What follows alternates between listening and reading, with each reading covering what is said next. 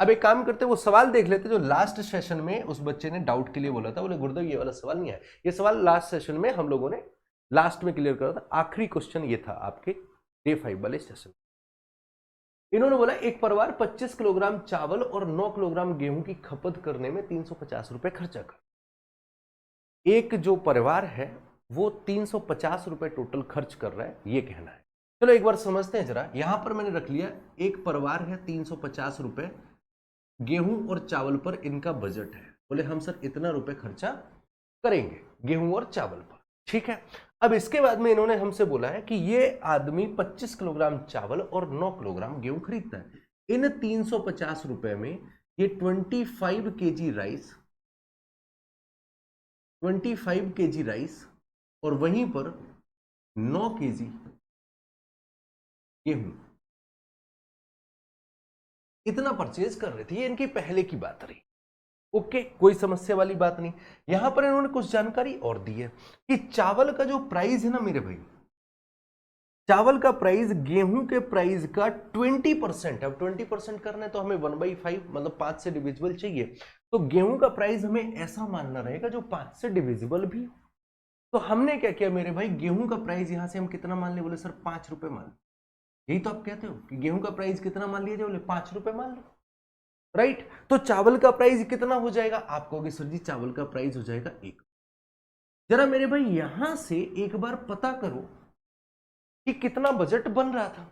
अब ये प्राणी 1 रुपए के हिसाब से 25 केजी अगर चावल खरीद के लाया तो आपके अकॉर्डिंग ये चावल कितने के पड़े, आप कहोगे सर 25 रुपए के चावल हो जाए।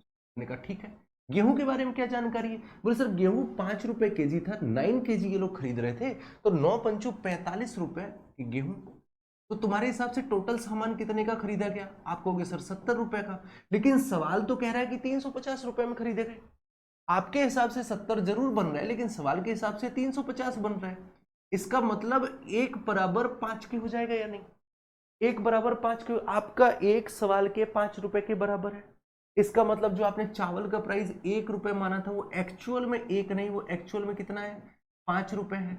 अब अगर 1 बराबर 5 की है तो 5 बराबर कितना हो जाएगा मेरे भाई, आपको कि सर 25। इसका मतलब गेहूं 25। आप एक बार टोटल करके देख लीजिएगा, 5 रुपए के हिसाब से 25 केजी चावल खरीदो, 25 पंचे 125 रुपए का बिल इनका बन गया। यहां पर 25 के हिसाब से 9 केजी गेहूं खरीदो, 225 का बिल इनका बन गया। 125 और 225 टोटल 350 की बिलिंग। ये इस परिवार के पहले का सीन था। यही चीज सिखाई थी आपको लास्ट टाइम पर। अब इसके बाद क्या हुआ, अब परिवार में कुछ चेंजेस हुए। क्या इन्होंने चेंज बोला, यदि गेहूं का जो मूल्य है वो 20% बढ़ा दिया जाए। अब यार गेहूं का मूल्य कितना था, 25 रुपए। इसको इन्होंने बोला कि अब इसे 20% बढ़ा दो। हमने मेरे भाई 20% गेहूं बढ़ा दिया प्राइस। तो अब गेहूं का प्राइस हो गया 30 रुपए पर केजी। बोलो हाँ या ना, ये गेहूं का नया प्राइस हो गया। इसके बाद आगे इन्होंने क्या लिखा है, तो चावल का जो कंजम्पशन है उसको कितने परसेंट कम करें। ठीक है, चावल के कंजम्पशन को कितने परसेंट कम किया जाए, जबकि उनका जो नया खर्च है, जो नई बिलिंग बन रही है, इसके अकॉर्डिंग, जो बढ़े हुए रेटों के अकॉर्डिंग जो बिलिंग बन रही है वो पहले जितनी ही हो, मतलब वो भी 350 रुपए ही हो, ये उनका कहना है। तो अब यार बिल वो चाहते हैं कि हमारा 350 ही रहे, लेकिन यार गेहूं तो हो गया महंगा, तो ऑब्वियसली इन्हें किसी ना किसी का कंजम्पशन कम करना पड़ेगा। अच्छा, इस सवाल में एक लाइन मिसिंग है। मिसिंग इस तरीके से क्योंकि उन्होंने जिस चीज के बारे में डिस्कशन नहीं किया तो उसको हम लोग क्या बोलते हैं, बोले वो तो सेम, वो अनचेंज्ड होती है। यही तो हम लोगों का मानना है। मैथमेटिक्स में अगर किसी टर्म्स के बारे में डिस्कशन नहीं किया जा रहा है, हम लोग ये मान लेते हैं कि वो चीज सेम है। जैसे आप टाइम एंड वर्क वाले सवाल में एक वो फॉर्मूला होता है mdh/w। तो अगर उन्होंने मैन और डेज के बारे में बात किया, आवर्स के बारे में बात नहीं की, तो हम ये मान लेते हैं कि आवर्स दोनों साइड के सेम है, हटाओ बराबर करो, राइट। तो इन्होंने यहां पर क्या किया कि गेहूं की क्वांटिटी के बारे में चर्चा नहीं की। जब एग्जाम में यह सवाल आया था तो वहां पर ये 2 बातें लिखी थी ब्रैकेट में। जब एग्जाम में ये क्वेश्चन आया था तो ब्रैकेट के अंदर 2 बातें लिखी थी। वो 2 बातें क्या थी कि चावल का मूल्य और गेहूं की खपत स्थिर है। प्रीवियस ईयर पेपर आप देखोगे तो वहां पर आपको ये जो बात लिखी है ना, ये इसको उन्होंने ब्रैकेट में बंद किया हुआ था और वहां पर ये 2 बातें लिखी थी। कौन कौन सी, कि चावल का प्राइस मतलब ये फिक्स रहेगा और गेहूं की खपत, ये कंजम्पशन फिक्स रहेगा। ये सवाल में लिखा था, यहां पर उन्होंने चर्चा नहीं की है, इसका मतलब ये अंडरस्टूड रहेगा कि ये चीजें फिक्स। क्लियर? उस बच्चे को इसी पॉइंट पर डाउट हुआ, बोले सर जी ने गेहूं की खपत को कैसे इन्होंने सेम मान दिया। ठीक है, अच्छा ये सवाल आपसे पूछा गया था आई थिंक 2018 या 2019 के एसएससी सीजीएल के पेपर का सवाल, बड़ा प्यारा सवाल।